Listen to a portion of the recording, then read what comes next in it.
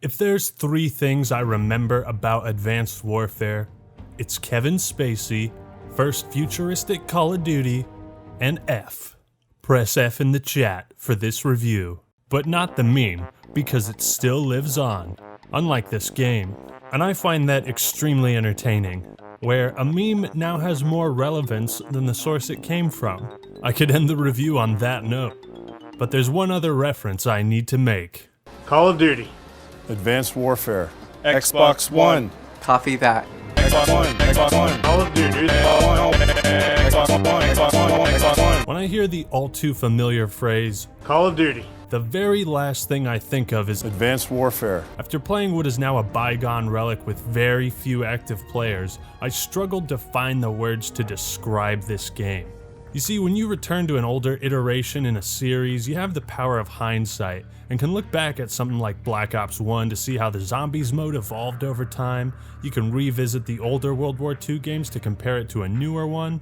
My point is, you can see what all these games have contributed to the franchise overall, the direction it's gone in, and all the speed bumps along the way. With hindsight, we can see how the Modern Warfare story has played out, and with Advanced Warfare, we've now seen how futuristic Call of Duty has played out. And this highly controversial 3-year span of games started here, with a futuristic setting and advanced movement mechanics that fundamentally changed how the game is played. All my thoughts and more after a word from our sponsor. General Shepard, take it away. These are the most powerful earbuds in the history of man. Every sound is Raycon sound, because what happens in your ear matters to them. The everyday E25s don't get to sit one out. Learning to use these spectacular earbuds is the difference between paying a fair price for top-tier audio quality and paying over $250 for the same thing. 5 years ago, I paid $250 for a pair of AirPods, and the world just watched. We can't give you these earbuds, but we can give you a 15% discount off your order if you use the code word buyraycon.com/theactman. And that, my friends, is worth more than a whole army base full of demonetized videos. This is a time for the everyday E25s. A time for 15% discounts with the link buyraycon.com/theactman. Great audio quality at a great price. Is written by Raycon. Thing is, nowadays, Advanced Warfare doesn't come up too often in discussions about this series. And when it comes to good old-fashioned shit talk that the COD community is known for, Yum, yum, yum, yum, yum, I eat dick all day. Advanced Warfare isn't many people's punching bag of choice. I guess that's a place to start, isn't it? Why was Advanced Warfare so forgettable? I mean, there were several unique things about it at the time. The setting seemed like it could be pretty damn cool. It had Kevin Spacey, Troy Baker as the main character. All the trailers made it look promising. But what is it like now, with the power of hindsight? How has Kevin Spacey's performance and the campaign aged? Does the multiplayer still offer something of value today? Did it back then? Was advanced movement worth trying out? What about the twist on survival and zombies? Well, let's strap on our exosuits, press F to pay respects, and jetpack our way straight into this. Right off the bat, I can tell you Advanced Warfare in no category is so amazing that you love it, or is notorious enough to be remembered for hilarious reasons or awful game design. It lies in this inexplicable limbo of just forgettable. It doesn't have a bad enough campaign to laugh at like Black Ops 3. Train go boom. No annoying voice announcers to make fun of. Stop the enemy from building that bridge! They're building a bridge! Now, Advanced Warfare certainly was an important milestone. And coming off of Ghosts, woo! Depending on your perspective, this could have been the best or the worst position to be in. It'd be easy to correct the mistakes made in that game, sure. But were fans also starting to just get unnecessarily bitter towards the series? Prior to release, AW could have gone either way. The trailers tell a story about what Sledgehammer wanted Advanced Warfare to be. A kick-ass, futuristic shooter that ramps up the power fantasy, turning the player into more of a super soldier than ever before, and less of a cog in the machine. When you play this game, you become a man capable of insane physical feats, granted to you by the power of technology. What a sales pitch, am I right? Allow me to say something so controversial yet so brave. Futuristic settings can work in Call of Duty. I know. Hot take, right? Futuristic gameplay can work in Call of Duty. For those of you that think these games are pure dog shit solely because of advanced movement and future, well, there's more to it than that. But I don't think it's fair to write off this concept, setting and timeline, just because it seems icky at first glance. I don't want it. I mean, this is the 11th major installment in your annual shooter franchise. You gotta find a way to mix it up. Being the follow-up to Ghosts left some pretty big boots to fill. And well, Sledgehammer was here, created to fill the void and give our buddies at Treyarch and Infinity Ward a break. And they provided us the first COD game developed over a 3-year period. I think one of the biggest missed opportunities for Infinity Ward and Sledgehammer is they never really tried to brand the Warfare series. Take some slight inspiration from the MCU and create some kind of unified story, theme, recurring characters, something that connects it all. Luckily they do have Burger Town featured in one of the Exo Zombie cutscenes, but that's about as far as it goes. And part of the reason these games suffer is because they don't really connect to anything else in the franchise. I'm just trying to illustrate that Advanced Warfare didn't succeed on several fronts, and what makes an old game more appealing should be taken into consideration. But Advanced Warfare, despite its technological prowess, became outdated rather quickly, and now Advanced Movement seems like it's being left in the past for good.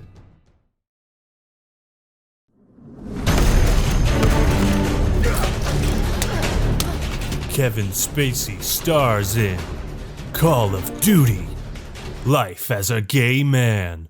Rated R. Now, if you were expecting more from the campaign after the 3-year development cycle, you're gonna be disappointed. Though, is Advanced Warfare's campaign complete garbage? No! But it is highly predictable and cliché. It begins with a monologue from our protagonist Jack Mitchell. Take note of his name because it naturally means we're gonna hear a lot of this.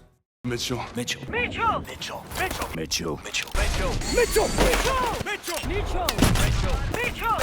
Mitchell! Mitchell, no!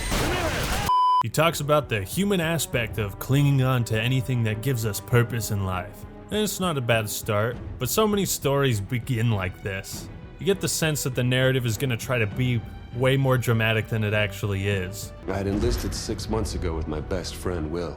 This is what we signed up for. Well, the old man was a leatherneck, so I didn't really have much of a choice. Yeah? I joined up because of the old man, too. More just to get away from him.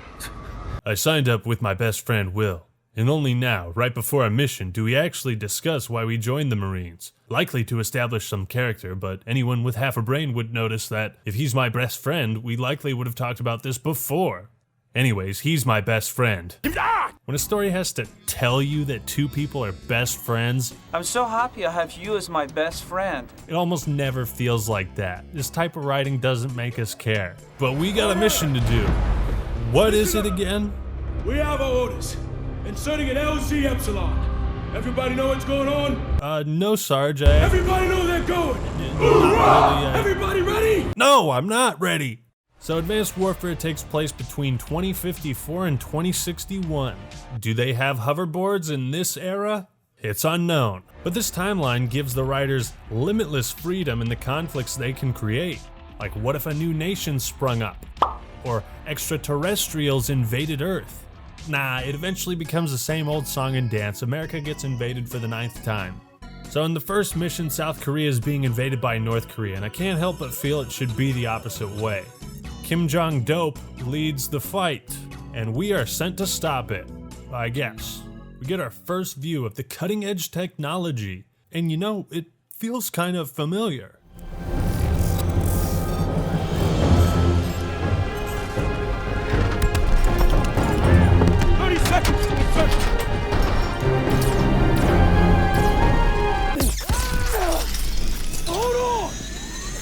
Mitchell! Close the blast shield! Working on it. Come on, Mitchell! Now! Dude, shut up. I'm pressing X. Mitchell, now! Alright, let me stop for a second. Can someone give me a good reason why the first thing you do is a QuickTime event? These things in Call of Duty, video games in general, basically never make the game any better. I mean, they can serve as a nice finale to the action in the case of MW2, or can be a way to spice up the gameplay if integrated properly like Resident Evil 4. At the very least, QuickTime events should be used as a tutorial, but that's not the case here. Advanced Warfare kinda litters these press a button, watch something happen moments that bore the player right from the get-go. But once you actually land and are given control, the next bright spot appears. Level of detail. I don't often associate COD campaigns with heavily detailed environments, but Advanced Warfare, That's the way it's done. most of the campaigns may have pretty good graphics, sometimes spectacular, sometimes not. But one thing I noticed right away was just how much effort went into crafting every location of the game. You walk around basically any corridor in the streets of South Korea, you see it everywhere. Skyscrapers, a bunch of signs, pictures, billboards, all fully rendered with readable text. AW never looks like it's cutting corners to save on memory. Whether you're in Nigeria looking at advertisements in the street, inside a nuclear facility in Seattle, there's always something to look at in the background or on the walls that adds to the story and feeling a bit. I found myself constantly looking around at the vibrant, colorful landscapes. It felt like I was there, in the future. And near the end of the game, kind of spoilers, you go to an Atlas facility where if you look closely at the monitors, you can see they are in the process of harvesting organs from people. Creepy. Advanced Warfare takes us to locations we've never been to in a COD game. It is creative, and if there's one thing I can truly praise, it's that. The graphics might be the only part of Advanced Warfare that has aged well as the pre-rendered cutscenes which look phenomenal. Back to the story, we're fighting through South Korea and then we run into these guys. Hey, isn't that your dad's crew, Will? Will, isn't that your dad's company? Boy, this is an odd coincidence. I don't suppose they're ever gonna show up in the future, eh? They got the best gear, the best pay. Why'd you never join? Wanted to serve my country, not my old man. Will, why didn't you sign up for your dad's squad? Oh, me? I hate my old man. You know, he's just old and he's my dad and fuck him, you know? God, it's bad expository dialogue. Oh, so contrived. But you and your best friend Will try to plant an explosive on this ship when... Okay, time a second. Ah! Uh-oh. Will, you can't die. You're my best friend. It's okay. I'll see you on the other side.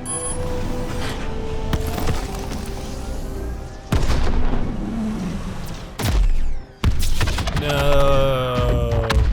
It blows up, taking Will irons with it, and your arm gets severed by a piece of debris in the process. Which, at this point, you're probably starting to wonder why didn't Mitchell scream like hell or react to any of this at all? Totally disrupts the connection with the audience because he talks in cutscenes and whatnot, but not gameplay. But your Sergeant Cormac pulls you out of there. So America stabilized the region, and Mitchell has another monologue. The dead, and they've settled their debts. It's up to the living to pick up the tab. Again, sometimes the dialogue is pretty cool. But all I knew was my best friend was gone. At the start of the second mission, we get the infamous press F to pay respects scene. Like I said, QuickTime events, the way they're made in Call of Duty games, offer no value. What joy do you get in pressing a button and seeing your character's hand touch a coffin? What part of that is advanced? It only shatters the immersion. I imagine some executive at Sledgehammer Activision saw this scene without the button prompt and was like, nah, folks. Touching funeral scene, emotional reality, we need player interaction. Yeah, you know, this funeral scene is great, but when do I get to press a button? As if the audience is unable to distinguish the sections of gameplay from cutscenes. Anyways, we meet the man, the myth, the legend, Jonathan Irons, head of Atlas Corporation. Mr. Irons, I'm sorry for your loss, sir. I'm sure you are, Sergeant. Private Mitchell, you were Will's best friend. It was an unfortunate tragedy, sir. It was more than unfortunate, Sergeant. It was unnecessary. Damn, dude, Son, you're I want to offer you not a really second broken chance. up about the death of your son. You Mitchell's been discharged with his... are you the main villain, perhaps? But I guess neither is the player broken up because we only knew him for one mission. Irons needs to do the work of the plot and get things going, so he's here to recruit us at a very inappropriate time to work for Atlas, and in exchange he'll give us a sweet new arm and a dope-ass exosuit. Next thing we know, we're infiltrating a really nice house. Bad guys everywhere. Gotta rescue the president. I'm sure there's an explanation for why the president is here. And then, oh shit! Don't kill me, please. Sloppy, Mitchell. You're a dead man. Reset! Alright, you got me, Advanced Warfare. That was awesome. Turns out you're prepping for a mission in a simulation, but the game uses this opportunity to introduce all the technology, gadgets, and create the feel of the setting. What you're seeing is Advanced Warfare. He said it! As well as establish a bond between Mitchell and Gideon, as kinda like a mentor. Sledgehammer plays their strongest hand here, showcasing the exosuits, having the doctors calibrate your arm, using all the new age weaponry, displaying the power of the exosuit with a 5-on-1 fistfight. All this shit is awesome. With the art direction, graphics, and level design, and this mission in particular, Advanced Warfare creates a unique style that I can really dig. The game does a few things right, mostly conceptually. Let's talk plot. Unlike the government, we don't keep secrets of our capabilities. We don't sell policy, we sell power. We are a superpower for hire.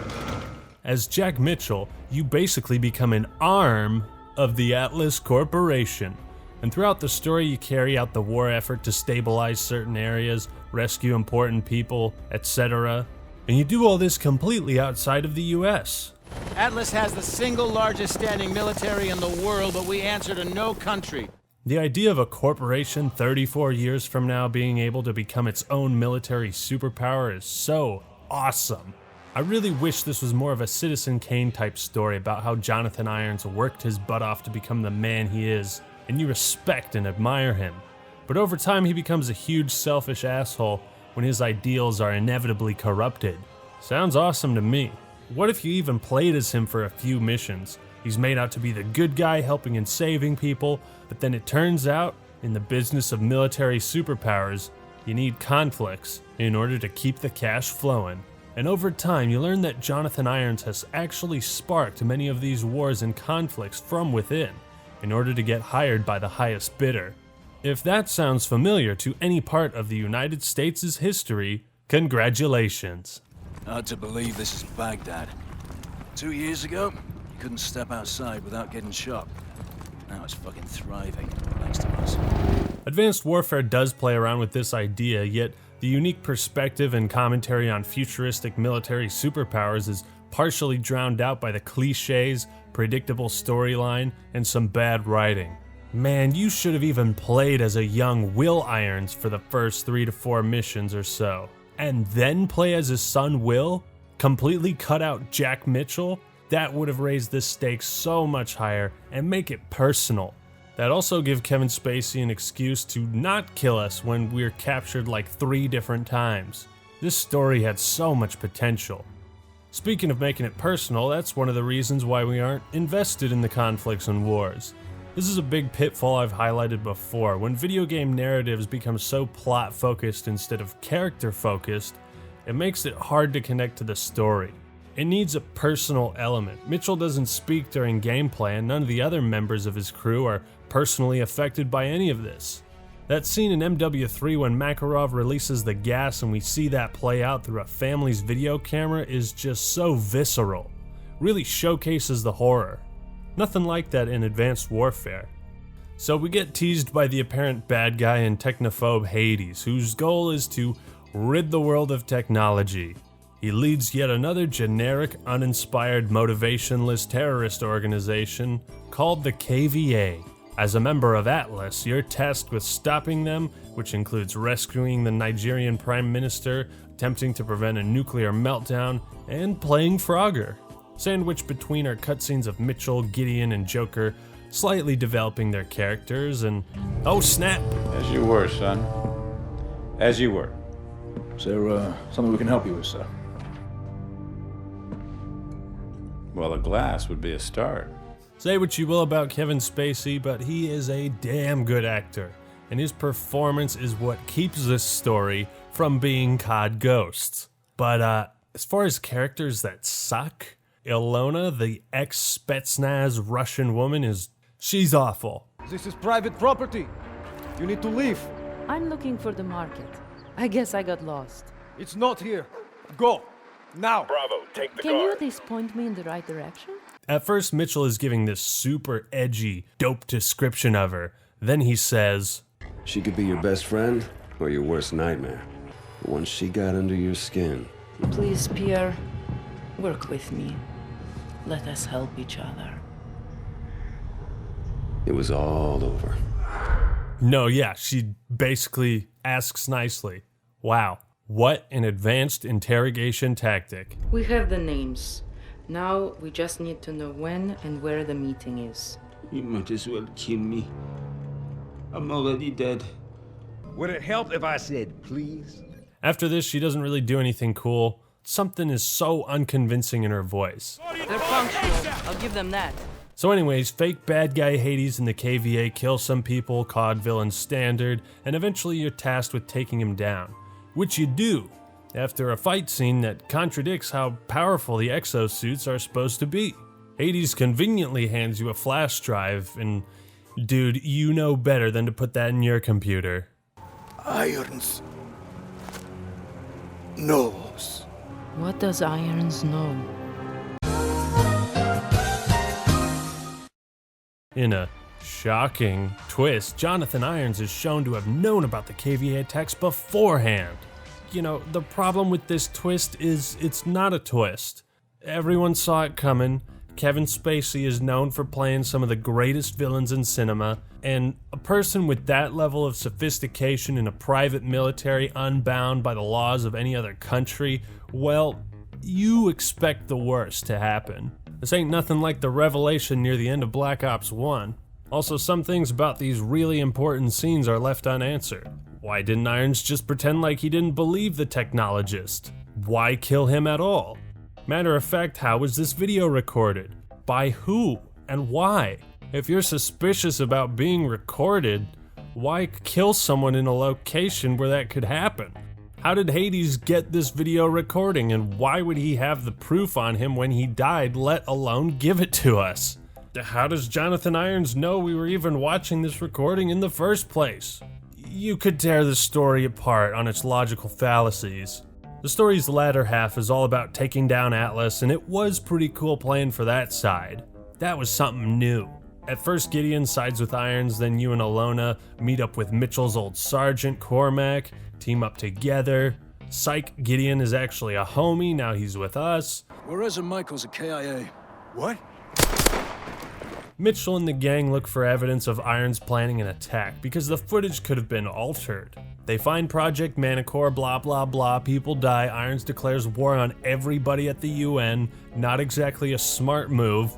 I doubt even this private military could launch an assault on the rest of the world. What does he even hope to accomplish by doing that? You're the world's problems. I'll kill you and the world will be perfect. Just kill all the world's leaders. Flash forward and we track down Irons, who for the third time has put himself in harm's way with hardly any protection, bodyguards for no reason at all, just to gloat in our face. Chase him down, and ooh, it's not looking good for you, Jonathan. What are you doing? Mitchell, I gave you that arm. Mitchell, I gave you a second chance. Mitchell! Yeah, we drop him in the fire like the hound in the mountain. And the story ends right there. No follow-up at all. To summarize my thoughts, Gideon, Joker, and Irons are all cool. They each have their moments. Mitchell has some insightful monologues. Everyone else, forgettable. I do love the speech Irons gives about solving the world's problems, but in a lot of ways this story is just another United States gets invaded type story. We've seen that 100 times. But is Advanced Warfare something you might want to go back to play for fun? Kind of.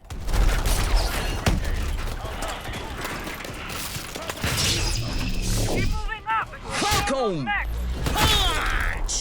It was entertaining jumping around, grappling. Most of the mechanics and gameplay encounters were well done. The threat grenades were a lot of fun. Except for the level design, which is so linear and restrictive. For instance, the game gives you these mag gloves, which look and sound really cool, right? But you don't ever get the freedom to use them outside of a scripted sequence where you basically have no control. It's just to pad out the runtime. First mission, walking alongside tanks. Oh, you left the mission area. Dog, I was just following the action. Sledgehammer confines you to play this game exactly the way they want you to. You look at any other great first-person shooter and most of them have more open levels where you can explore even just a little bit, find secrets, and Call of Duty needs that. Did y'all never play Black Ops 2?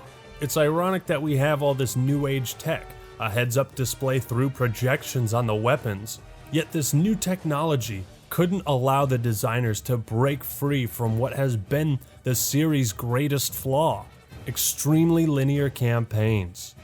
Especially with the new movement, they had to put in all sorts of invisible barriers, which sucks. A couple of missions do stand out, like Manhunt, where you use a drone to circle the perimeter of a building, taking out guys, watching your crew move up. It's really unique and definitely would put that in one of my favorite COD missions. This isn't 14.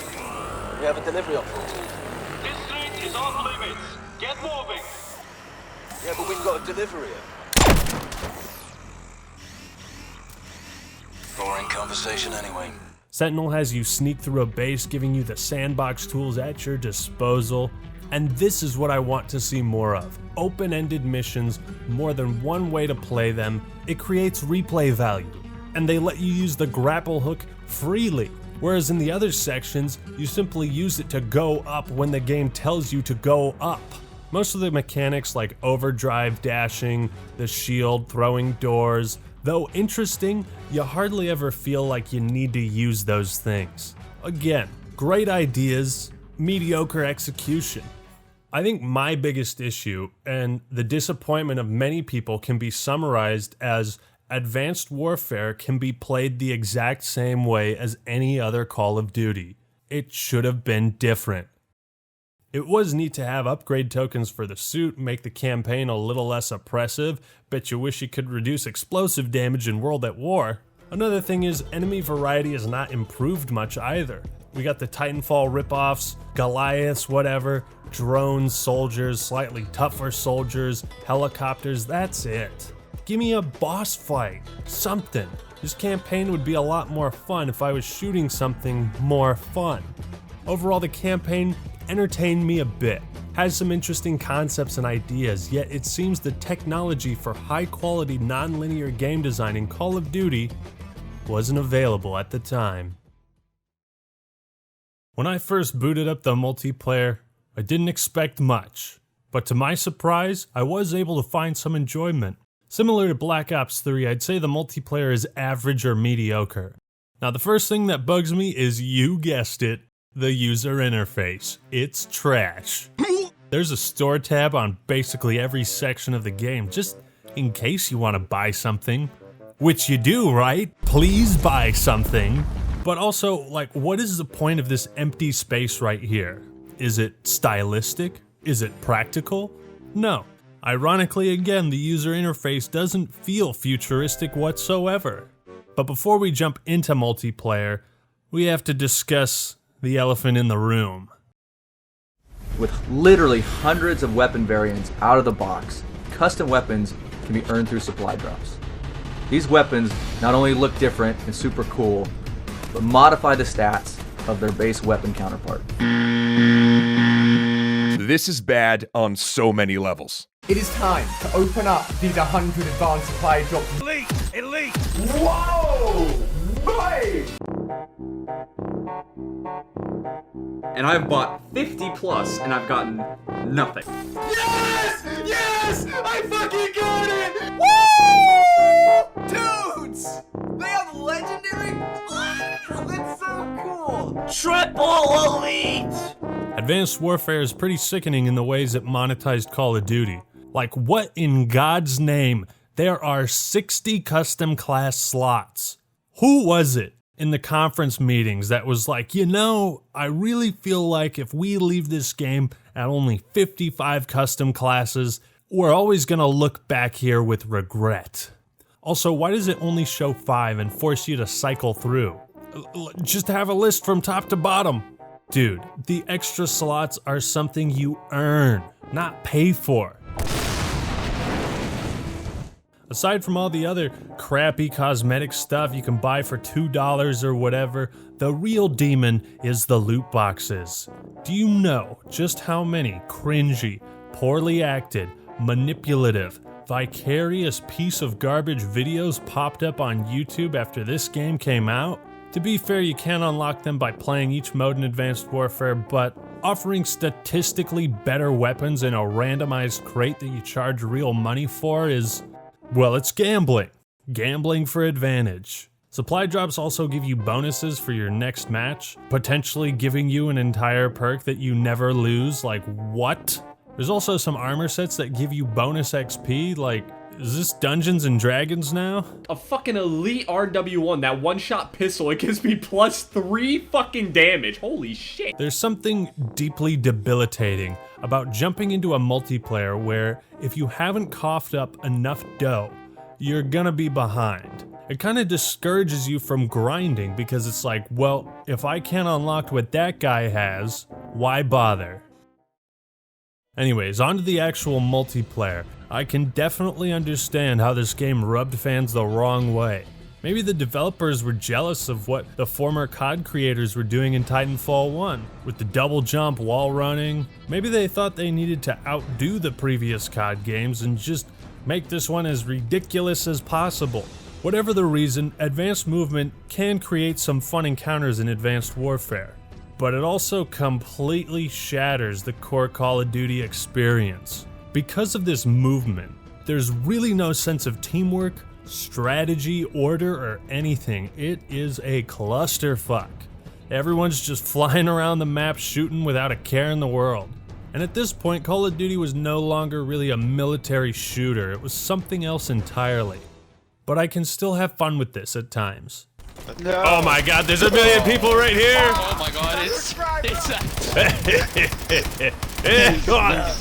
The movement can create some intense gameplay, and there is a satisfaction in outmaneuvering your opponents with dashing, jumping, ground pound. On a surface level, you'd think, wow, this is the next thing. This is the new direction. Call of Duty on crack, let's go.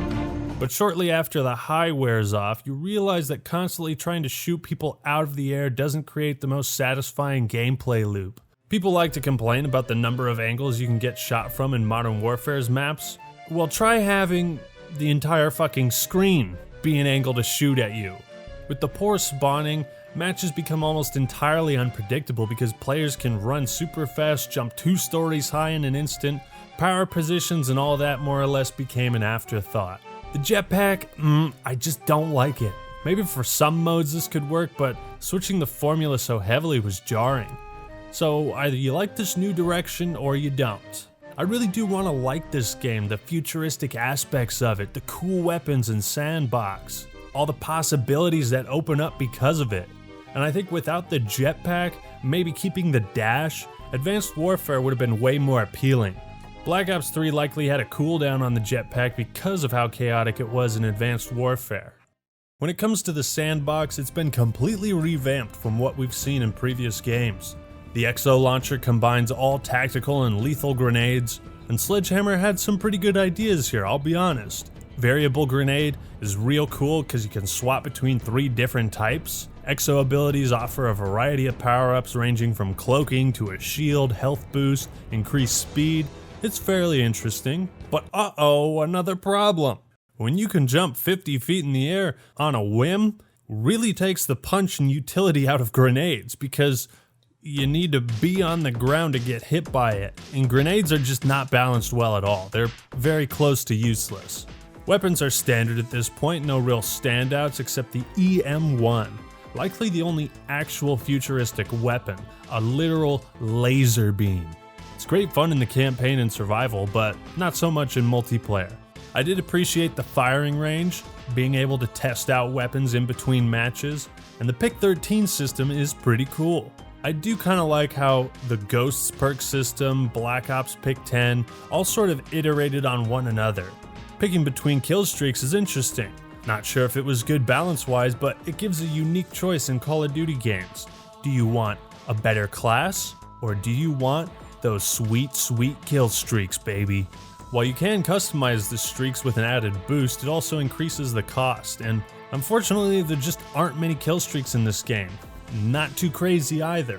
And another problem arises when you realize you have no idea what type of bonus the opponent has on their streak. You can't play around that. Customizable kill streaks were a nice idea in concept, but in execution leaves a lot to be desired. There is a good amount of variety in weapons, attachments, and whatnot, but a lot of these weapons aren't even used in the campaign, like these akimbo miniguns. It's fucking awesome. Oh my god, what was that? Is that the minigun class right there? Get your fucking miniguns out of here. What the, you look like a straight clown, dude. The problem with Advanced Warfare's multiplayer is it doesn't feel advanced. The futuristic elements aren't really fleshed out, and it literally just plays like Call of Duty with jetpacks. It should have been more than that. Get rid of the jetpacks, add in some crazy weapons and shit we've never seen before. The weapons may look different, but functionally they sound and look no different from any other COD game. It's the same archetypes. What I'd like to call the baseline average that Call of Duty can shoot for. Although map selection is still pretty decent, and with 15 maps at launch, that is a great number to hit, especially with the 4 bonus ones. Every map has this exaggerated level of verticality, but again, with the movement, the flow is just all over the place. On some maps it kinda works, and others not so much. Recovery is hella cool. I was totally taken aback when I played this for the first time, and a new area opened up. Transport doors now opening. Please proceed to the safe zone. They forced you to go in it, and it was like, whoa, the match is transitioning to this area now. Extremely underrated. I wish more Call of Duty games made maps like this one, or had some type of unique gimmick. Some maps are outdoorsy, others have the more streamlined corridors, so I do applaud them for the variety. A big strength and flaw of this franchise is its annual release. If you don't like a game, wait a year for the next one or play a previous one. But if your Call of Duty game doesn't do anything outstanding, there are so many more options to choose from. I couldn't play 90% of the modes in custom games with more than 12 people. I don't know why that's a thing, but it's extremely off-putting. Nope, no CTF. Not allowed. Okay, we can do hardpoint. What's the point of that limit, dog? It's custom games. Like, what do you care? What do you care? Sledgehammer, why do you care? Like I said, I had some fun with this multiplayer, but I just don't feel much passion for it. And I don't know what valuable experience or insight can be gained from replaying, dissecting, and taking a look at it, other than the entertainment value I provide. And when I feel that way about a game, I think it's safe to say, I'd like to forget this. The experimental side mode in Advanced Warfare is Exo Survival. And while it certainly has more content than Extinction did in Ghosts, it's pretty average. You can make use of all the different abilities, upgrade your exosuit, buy attachments, kill streaks, etc. Fundamentally, it's a futuristic version of Spec Ops Survival from MW3, except with much less replay value. Comparing the two, customization and progression has been dumbed down. In fact, there is no progression. No leveling, unlocking new weapons, or gadgets. There's really no reward for playing this mode. I think the worst decision made with Exo Survival was tying groups of weapons to a certain suit. You want to rock a sniper and an LMG? Well, too bad! Eat your Call of Duty and like it. This just limits your arsenal in ways you can play for no reason. That's what Advanced Warfare does best. Limit the ways you can play it. Now, while you can survive on every map, there is no Spec Ops or Exo missions to supplement the content. In terms of Sandbox, you do have some fun tools to play around with and different types of baddies to shoot. On a basic level, it's mildly entertaining, but it doesn't have that feeling of holding out, surviving. You kind of just run around the place because the game has these gimmicky missions you need to complete, which I'll give props to. Running around collecting intel or doing whatever, it spices up the gameplay a little. Here's the thing. In Modern Warfare 3, at a certain point in the match, you felt like you had a setup going. You felt confident. Bought claymores, turrets, called in my homies Delta Squad, loading up an RPG with your favorite perk, and you were prepared to take on the next round. Tons of places to hold up in, offered a lot of variety and replayability. Exo Survival doesn't. It lacks the stopping power that made MW3's mode so addicting, and it's real disappointing. Again, the future isn't always bright, and sometimes it feels like Call of Duty intentionally takes steps backwards to make their old great ideas more streamlined and monotonous. The survival mode was nothing more than a novelty of the time, and 5.5 years into the future, it's starting to look pretty dusty. In the end, Advanced Warfare isn't a bad game, but it sure as hell isn't advanced. It had the potential, and every chance Sledgehammer and Raven Software had, they took the path of the familiar and safe. The campaign, as linear as possible, loaded with scripted sequences that add nothing to the game. Story is predictable and disconnected from the rest of the Call of Duty universe, with a cast of characters that, aside from Jonathan Irons and Gideon, is pretty bland and uninspired. While multiplayer may have had a certain appeal at the time, that appeal didn't last long, and many fans look back on the enhanced movement trend with disdain. Advanced Warfare alongside Ghosts are probably the only two games in the series, maybe excluding these, that offer the fewest reasons to go back and play them. And that says a lot about what was supposed to be a futuristic, cutting-edge, next-gen experience, when its existence is so quickly forgotten. Advanced movement and a futuristic setting are not the kryptonite of Call of Duty. Boring, safe, and repetitive game design is. Exo Survival seems more like an afterthought, and Exo Zombies would have been pretty awesome if parts of it were free DLC. I don't hate or even dislike Advanced Warfare, despite all my criticisms. In reality, I just wish it did more to sell this new setting. And now what once seemed so innovative and fresh has been left in the static limbo of forgotten video games. And that is why Call of Duty Advanced Warfare was so forgettable.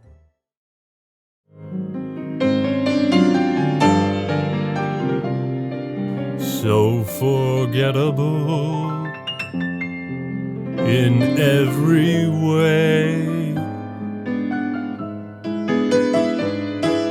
so forgettable, that's how you'll stay.